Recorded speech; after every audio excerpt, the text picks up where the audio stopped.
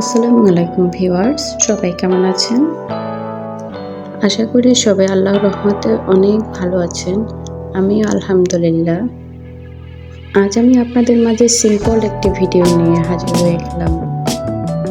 তৈরি করে দেখাবো হোমমেড কর্নফ্লাওয়ার, যেটা আপনারা খুব সহজেই ঘরে বানিয়ে নিতে পারবেন। বাজার থেকে কিনতে গেলে দেখা যায় অল্প একটু কর্নফ্লাওয়ার, আর যেটার দামও অনেক বেশি থাকে, আর অনেক সময় হাতের কাছে পাওয়াও যায় না। আমি এখানে 1 কেজি ভুট্টা নিয়েছি, আর ভুট্টাটাকে ভালো করে ধুয়ে সারা রাত ভিজিয়ে রেখেছিলাম।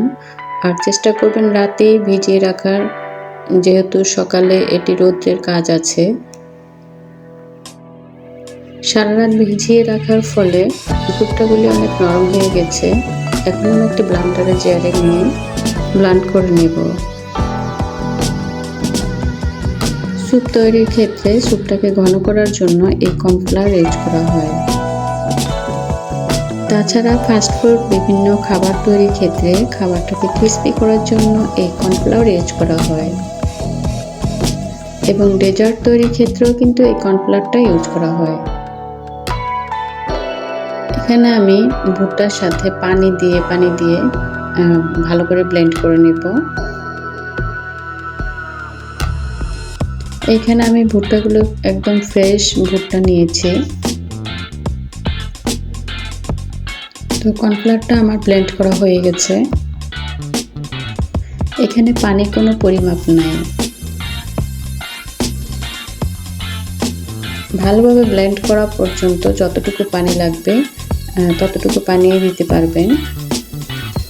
এখন আমি একটি ছাঁকনিতে নিয়ে ছেঁকে নেব।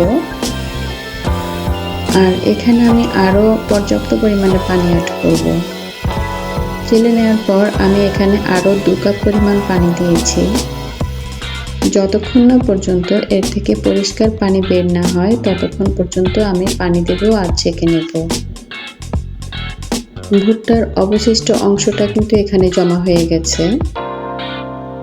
এটাকে আপনারা ফেলে দিবেন না, এটা গাছের সার হিসেবে ব্যবহার করতে পারবেন। দেখুন, এর সাথে আর কোনো পানি নেই। আমি ভালো করে চামচ দিয়ে চেপে পানিটা সম্পূর্ণ বের করে নিয়েছি। আর এখন আমি অন্য একটা পাত্রে একটি সাদা পাতলা কাপড় নিয়েছি, আর পাতলা কাপড়টির উপরে এখন ওই পানিগুলো আবার ছেঁকে নেব। আপনাদের কাছে যদি কোনো সুতির চালনি থাকে সেটা দিয়েও চেলে নিতে পারেন। আর অবশ্যই কিন্তু এই স্টেপটা ফলো করতে হবে। আর চেলে নেওয়ার পর উপরে যে হলুদ অংশটা জমা হয়ে থাকবে ওটাকে ফেলে দেব, আর এই পানিটাকে 2 ঘন্টার জন্য বসিয়ে রাখবো। আপনারা চাইলে কিন্তু এটা ফ্রিজেও রেখে দিতে পারেন। 2 ঘন্টা পর আমি এখন উপরে যে পানিটা জমা হয়েছিল সেটা আমি এভাবে ফেলে দেব। আর পানিটা ফেলে দেওয়ার পর দেখতেই পাচ্ছেন নিচে কিন্তু আমার কর্নফ্লাওয়ারটা জমা হয়ে গেছে।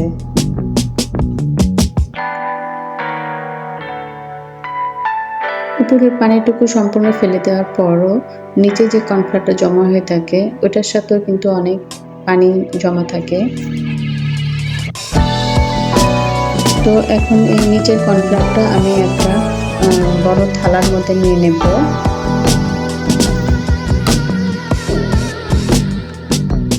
তো আপনারা স্টিলের যে কোনো থালা বা ট্রের উপরে নিয়ে নেবেন। আর স্টিলের থালা ট্রের উপরে নিলে এটি তাড়াতাড়ি রোদের তাপ পাবে।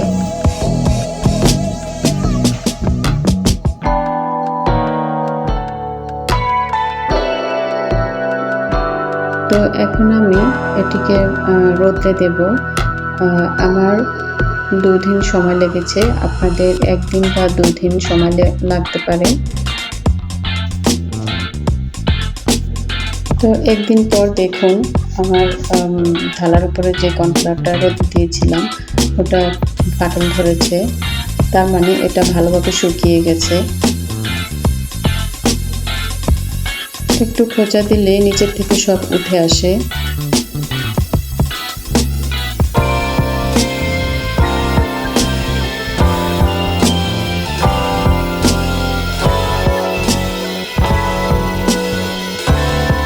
সব সাইড থেকে আমি ভালো করে সুন্দর করে পুরোটা উঠিয়ে নেব।